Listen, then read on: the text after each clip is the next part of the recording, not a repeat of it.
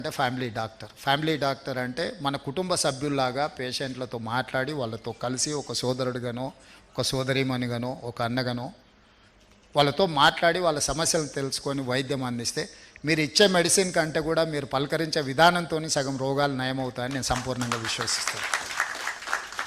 It is an relation between patient and doctor. It is an family relation. That is why they called family doctor.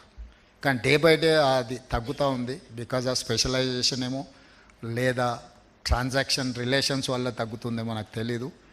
కానీ భవిష్యత్తులో family doctors విధానం కొనసాగాలి. ఎందుకంటే ఒక patient ఆ family యొక్క స్ట్రక్చర్, వాళ్ళ డిఎన్ఏ లేకపోతే వాళ్ళ ఫార్మేషన్ అర్థమవుతే ట్రీట్ చేయడం ఈజీ అవుతుంది. ప్లస్ ఈరోజు తెలంగాణ రాష్ట్రంలో కానీ దేశంలో మనం ప్రతిసారి డాక్టర్ దగ్గరికి వెళ్ళినప్పుడల్లా అన్ని రకాల పరీక్షలు చేస్తున్నారు. ఆ రికార్డ్ మనం ఎక్కడ దాచిపెట్టడం లేదు. పోయినప్పుడల్లా కొత్త పరీక్షలు చేయడం ఆ సందర్భానికి ఉపయోగించడం జరుగుతుంది.